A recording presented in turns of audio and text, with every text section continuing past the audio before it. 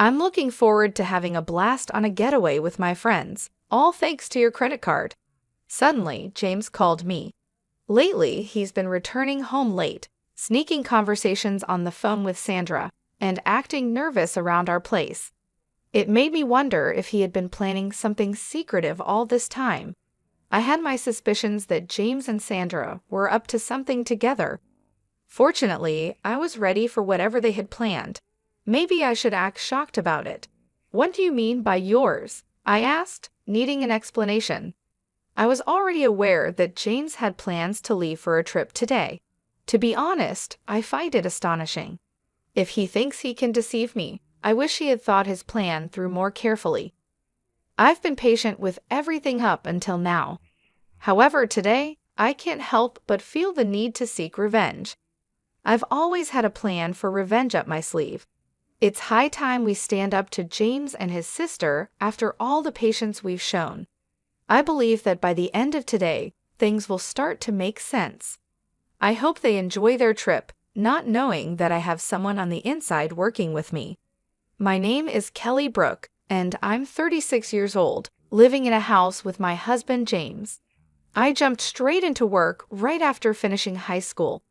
Thanks to some experience and a recommendation from my boss, I've earned several certifications. In my company, these certifications and a solid track record mean a lot. At about 23, I was promoted to a lead position, which was quite an achievement as I was the youngest to ever do so in my company. Even though it's just a leadership role, it's a big deal to me. I always had this quiet goal of climbing up the corporate ladder, aiming to become at least a department head someday. As time went by, the company welcomed some fresh faces, including James. Even though I'm younger than him, I held a higher position at work. My job was to train James along with 3 other newcomers, making it 3 trainees in total. Hey Kelly, we're about the same age, aren't we? And you're already a supervisor? That's amazing, James remarked, showing his surprise. Yeah, I might be a year or so younger. I've been working here since I decided to leave high school early. It's given me a lot of experience, I explained. James seemed impressed by my early career focus. He would often praise me during those days. Eventually, James began to show interest in me, and although I was hesitant at first, I found myself falling for him over time. Our relationship followed a familiar path, going out for meals, taking drives together, and eventually, we decided to move in together. Living with James, I started noticing his less meticulous habits.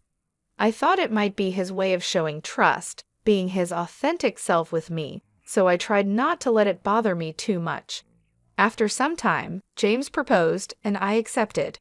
We then sat down to talk about our future together. I'd love for you to be a stay-at-home wife, James suggested. I'll work and make money, and you can look after the house. It's the ideal setup. I also want us to start a family soon, buy our own home, and plan our wedding. I'm thinking wedding first, then buying a home, followed by kids. What's your take, Kelly? James, your plan sounds lovely, I responded. The sequence doesn't really matter to me, but we do need to think about our financial situation, especially with our savings. And I'm not planning to quit my job, even if we have kids. We could arrange our work schedules to be more flexible. I'm just worried about how we'll manage financially if we decide to buy a house. Yeah, I understand that, James admitted, but it bothers me that you earn more than me. Still, I dream about us having our own place. I was hoping we could buy a house right after we get married. That might be difficult, I pointed out, hinting at the challenges ahead. Since I already make more money than you, James, let's focus on managing our wedding and getting a house for now. We can think about having kids later and figure out what to do regarding my job at that point. All right, let's go with that plan, James agreed. Deep down, I really didn't want to leave my job, but I proposed this idea to keep things balanced. Otherwise, I feared James might keep pushing his expectations on me indefinitely. During our engagement, we threw a party that both our families attended. James's sister, Sandra, was away traveling, So our wedding was the first time I met her. She barged into the bride and groom's prep room without knocking, sized me up with a smirk, and remarked, "So this is James's choice? A bit on the simple side compared to his ex's, huh? Oh, I'm Sandra, your new sister-in-law. Just so you know, I'm pretty straightforward with family." I'm Kelly. Nice to meet you," I replied, somewhat taken aback by her bold demeanor. Sandra waved dismissively and left the room, leaving me a bit shocked by her blunt introduction. Yes, this new sister-in-law of mine was certainly a character. Later on, I met Sandra's husband, who seemed like a reasonable person in contrast. Our wedding ceremony was beautiful and went smoothly. James and I eventually purchased the house we both loved, and life seemed to be moving at a busy pace, prompting me to invest even more energy into my work. One day, when I was busy, the doorbell rang.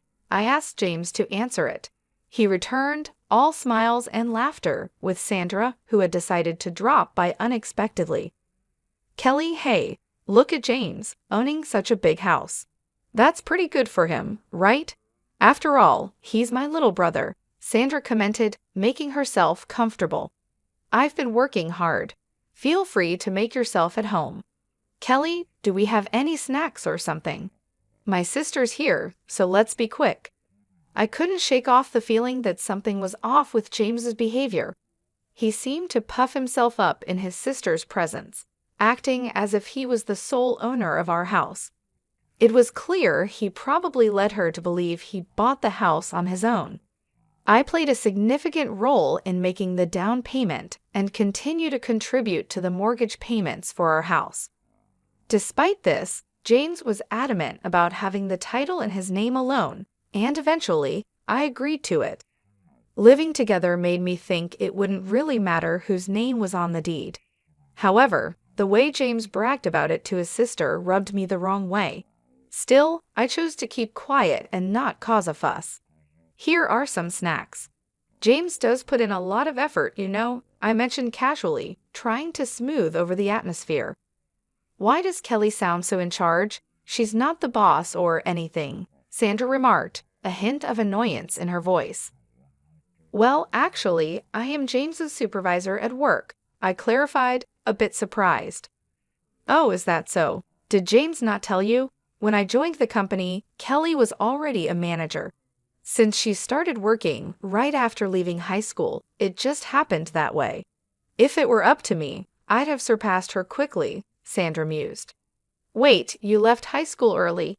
You seem so responsible, yet you're less accomplished than me," Sandra asked, a bit mockingly. "Is there an issue just because I didn't finish high school?" I responded, trying to keep the peace. "No, not really. But Kelly, since you're not a high school graduate and I'm your sister-in-law, I can ask you for anything, right?"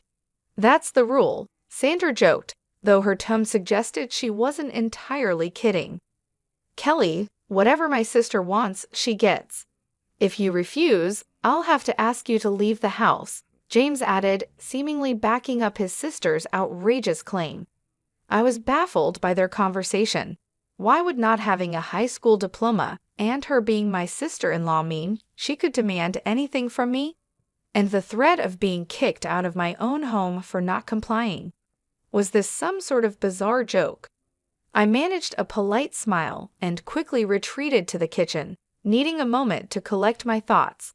From there, I could still hear James and his sister talking, and it sounded like they were serious about what they had said. A little while later, Sandra followed me into the kitchen. "Hey, Kelly, I actually need to ask you for a favor." "What is it?" I asked, already dreading the request. "I need to borrow some money, like $5,000, please," she said, as if it were a small favor. "How is that a small amount? That's quite a lot. What do you even need it for?" I questioned, trying to grasp the situation. "Come on, it's just $5,000. You're a supervisor, right? You must have a good salary," Sandra pressed, assuming my financial situation would easily cover her request. The entire conversation felt surreal, leaving me to wonder how we'd gotten to this point. Sandra needed the money to cover the costs of renovations. When I reminded her about boasting of her new condo recently, she brushed it off. Huh, did I? Well, just give me the money. James said he'd lend it to me and told me to ask you. What? Why would he make such a decision without consulting me first? I was taken aback by James's assumption. Listen, Kelly, you either give me the money, or I'll call your boss right now and tell him you're resigning. Which will it be? Sandra put me in a tight spot. All right, Sandra, I'll lend you the money, but there's a condition, I asserted. We need to draft a promissory note. What? Even though we're family? Sandra seemed surprised. Yes, I want it in writing. So when you come to collect the money, bring a valid ID with a photo, okay? Ew, such a hassle.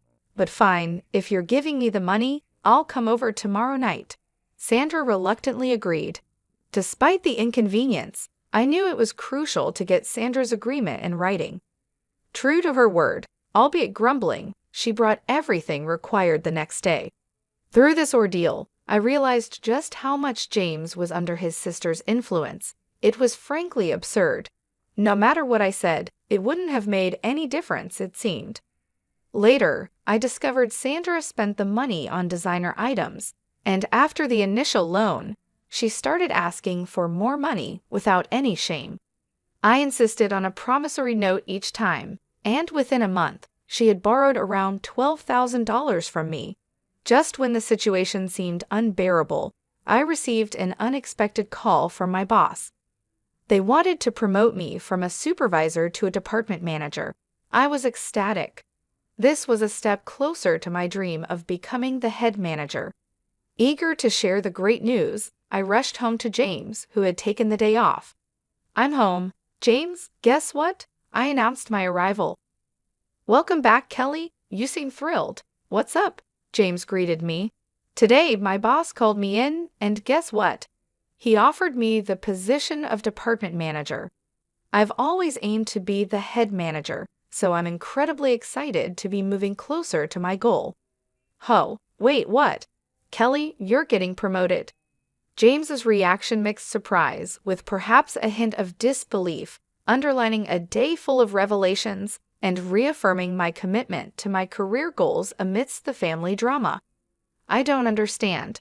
Did you actually say yes to the promotion? James asked, clearly puzzled. Yes, I accepted it.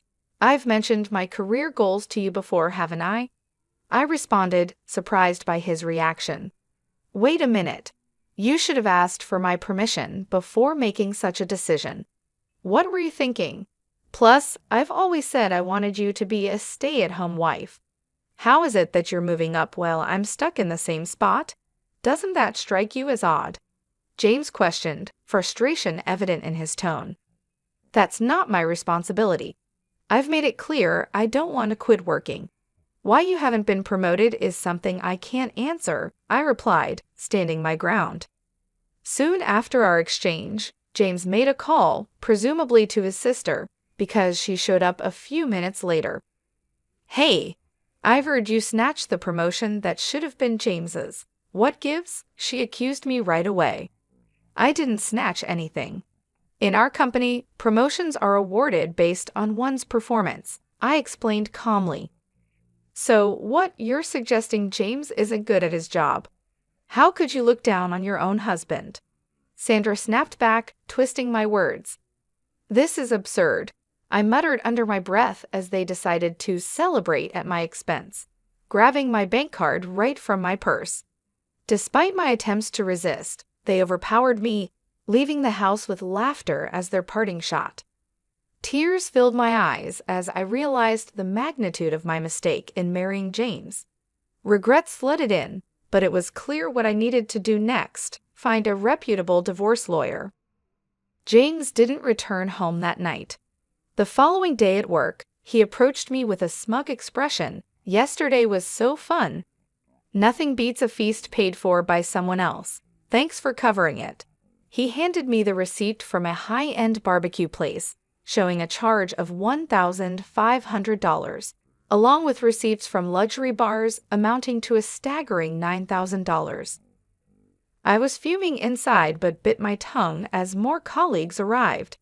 On my way home, I checked my bank account and was horrified to discover a total of $9,000 had been withdrawn. I confronted James as soon as I saw him. "James, what on earth were you thinking, spending $9,000? On fancy meals and bars, no less? That money was mine, saved from before we were together," I exclaimed, barely containing my anger over his reckless spending and disregard for our financial well-being. As soon as I walked through the door, James started complaining about me nagging him. When I brought up the issue of the money he had spent, money I had saved before we got married, he dismissively said, "I don't know and I don't care. It's already spent anyway," and locked himself in the bathroom. That was the last straw for me. I decided then and there that I was going to divorce him. Over the weekend, I visited a lawyer, and in the weeks following, the preparations for our divorce moved along smoothly. James's behavior hadn't improved. He continued to come home late and rushed out early on his days off. Just when I was considering hiring a detective to see what he was up to, I received a call from Ryan, my brother-in-law. "Hello, is this Kelly?" Ryan's voice came through the phone. "Yes, Ryan. It's unusual to hear from you. What's up?" I replied, surprised by his call. "Well, it's been a while. I'm actually calling to ask if Sandra is with you," he said. "No, Sandra isn't here. Why do you ask?" I was curious. "She's been coming home late and disappearing on weekends without telling me where she's going. She mentioned she was at James's place when I asked her yesterday," Ryan explained. "That's interesting. James has been acting similarly. They might be going somewhere together, but frankly, it's no longer my concern," I shared, distancing myself from the situation. "Oh, and Ryan, there's something I need to tell you too," I continued, sensing an opportunity to share my experiences. Ryan was taken aback by my indifference, but urged me to continue. I told him everything about the money Sandra had borrowed from me, James's extravagant spending, and my decision to divorce James. Hearing all this, Ryan sighed deeply. "Is that so? I'm sorry about my wife. I've been at my wit's end, thinking about divorce but haven't been able to take that step," he confessed. "Ryan, why don't you use the evidence I've gathered? It sounds like we're both dealing with similar issues. Maybe it's time to teach these reckless siblings a lesson they won't forget," I suggested, feeling a bond of mutual understanding forming between us. "Yeah, let's work on this together," Ryan agreed, a note of determination in his voice. Then he mentioned something intriguing. Sandra had been pushing him to take a long vacation, and he had noticed travel brochures on their vanity. Curious, I decided to investigate a shelf in our house that James always kept off limits. To my astonishment, I found travel brochures and club cards hidden there. It all made sense now. They were planning a trip without us knowing. "Ryan, I think they're definitely planning a trip. I just found evidence of it," I informed him, both of us realizing the depth of our partner's deceit. This newfound information solidified our resolve to proceed with our plans for divorce and hold them accountable for their actions. I stumbled upon some travel brochures hidden away, sparking an idea. As I shared my plan with Ryan over the phone, he couldn't help but laugh and agreed to play along. We concluded our call with a promise to coordinate our actions through text messages. I also forwarded him some evidence that might be useful for his own divorce proceedings while we meticulously strategized our next moves. 3 weeks later, just as the sun was rising, James left our house, a plan I was privy to thanks to a heads-up from Ryan the previous day. A few hours into his adventure, James called me, boasting about how he was going to enjoy a trip using my credit card with Sandra and their friends. His late nights and secretive phone calls had already aroused my suspicion that they were plotting something. Fortunately, I was ready for their games. Feigning surprise, I asked him to clarify. With a smirk in his voice, James revealed that they had been planning this trip for a long time and viewed Ryan as a safety net in case their plan fell through. They thought I was becoming too confident and decided it was time to teach me a lesson, as he put it. James's words were meant to belittle me, suggesting I couldn't stand up to their manipulations. But I was beyond feeling hurt or angry. I felt nothing at all. I questioned James about his earlier comment regarding my debit card, playing along with his illusion of victory. Confused, James insisted he had taken my card, but I calmly informed him that my card was still with me in my wallet. There was a moment of silence before he stuttered, questioning what card he had bragged about using. I revealed, much to his shock, that he had mistakenly taken an old gym membership card of mine. It matched my debit card in color and size. Realization dawned on James as he confirmed it did say Fitness Club on the card, and he began to question his mistake, wondering if he had mixed up the cards. Amidst this confusion, Ryan, who had been listening in on speakerphone, couldn't contain his amusement. James's grand plan to splurge on my dime had crumbled over a simple mix-up with a gym card. This blunder not only foiled their extravagant scheme, but also marked the beginning of their comeuppance, with Ryan and I ready to move forward with our plans, strengthened by the absurdity of their mistake. James was adamant he had seen his debit card, but his plan had fallen apart. "Ah, so this was Sandra and your scheme," he lamented, realizing he had been outsmarted. "I'm so disappointed. Actually, last night, I swapped your debit card with the gym membership card. It seems you didn't bother to check this morning and just took off with it," I revealed, enjoying the turn of events. What are you playing at?" James was clearly frustrated. "No, I should be asking you that. Tough break, huh? Don't get too full of yourself just because you're my stepbrother. Got it?" I countered, not letting him intimidate me. James tried to brush it off. "You'll see. We have gifts for you both when we return." "You think you can bribe us? I won't accept anything but cash," he bluffed. "We'll see about that. Look forward to it," I dismissed his comment, focusing on the situation at hand. "What are you going to do now?" "Oh, Kelly, can you send us some money?" James finally asked, his tone changing. I ended the call there, his message following the call, trying to threaten me with involving Ryan, only received a nonchalant "Is that so?" from me before I went back to sleep. When I woke up in the afternoon, my phone was flooded with missed calls and messages. I first called Ryan, then decided to pick up James's call.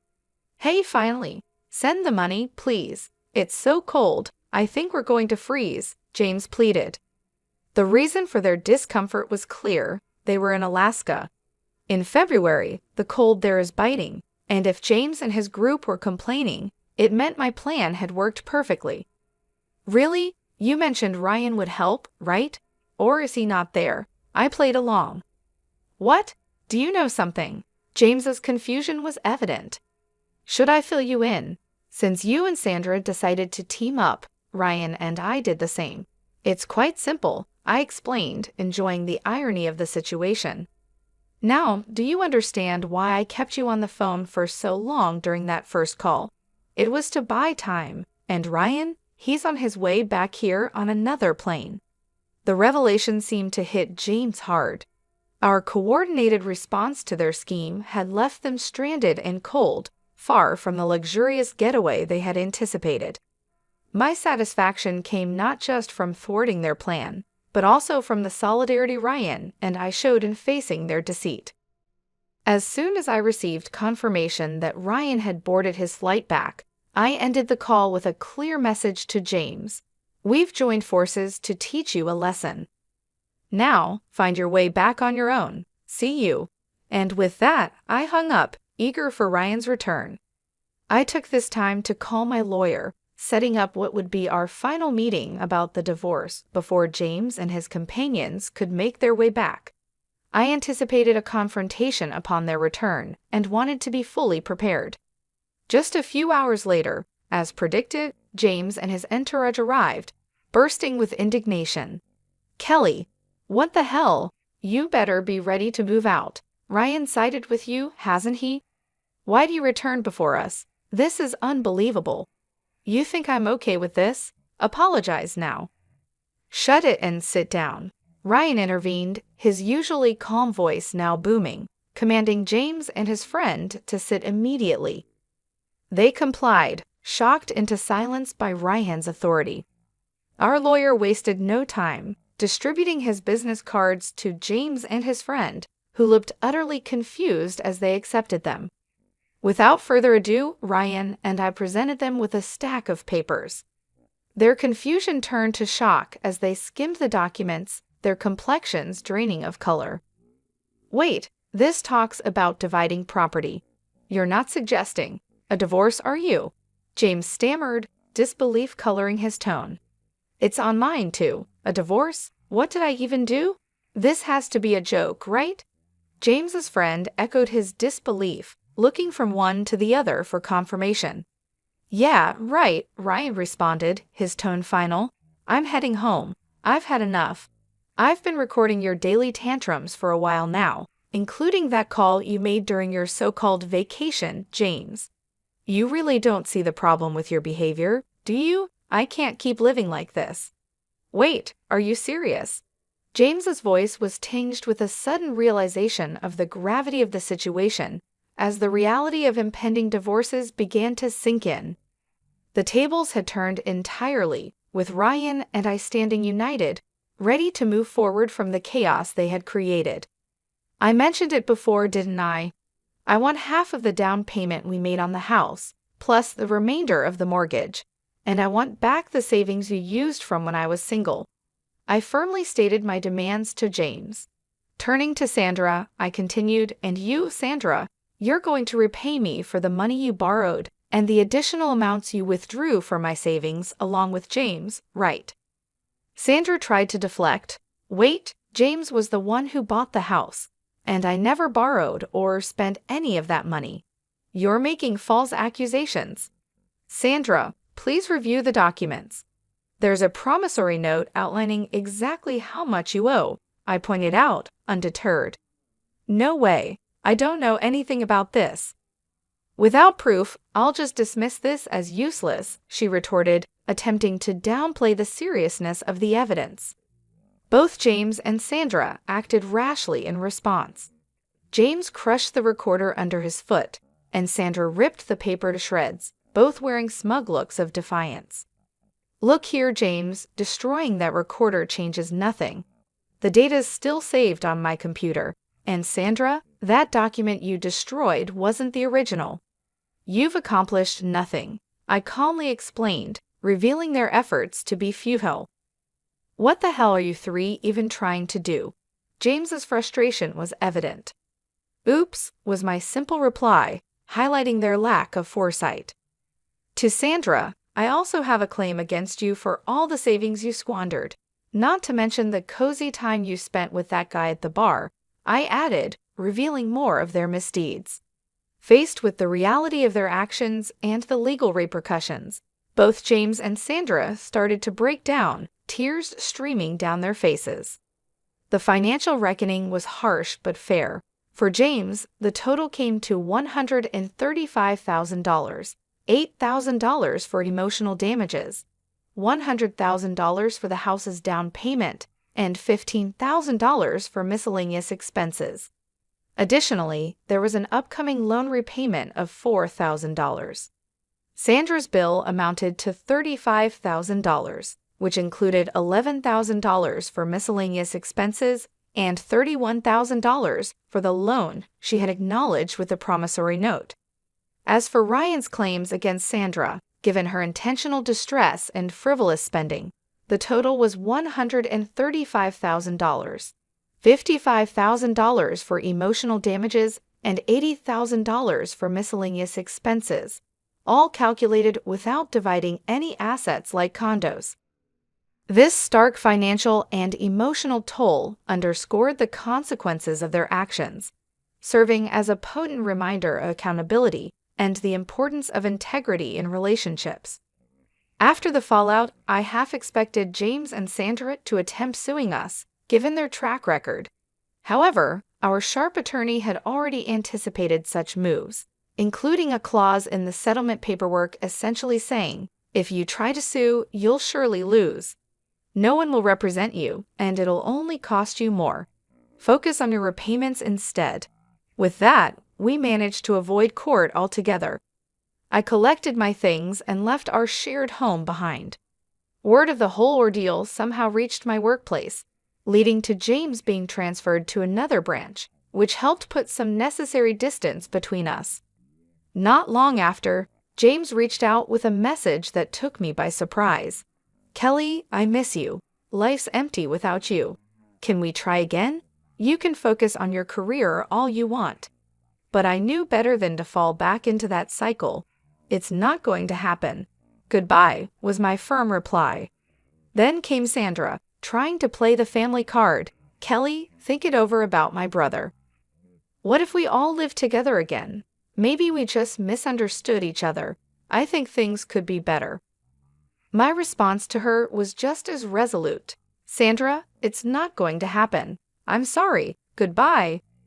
Both of them pleaded, but I stood my ground, cutting off all contact. Ryan, it turned out, received similar pleas, but also chose to ignore them. One day, passing my old house in a taxi, I noticed a "for sale" sign out front. With the settlement paid in full and all communications cut, I had no clue how James and Sandra were faring, nor did I want to know. As for me, I've moved on and up literally. I bought a condo and settled into my new life. Work has been fantastic, and I was recently promoted to regional director, a role I've long aspired to. Ryan and I have also grown closer, finding comfort and compatibility in each other's company. We've gone out a few times, discovering a surprising ease in our interactions. Life has vastly improved post-divorce, confirming my decision was the right one. As for what's developed between Ryan and me, well, that's a tale for another day.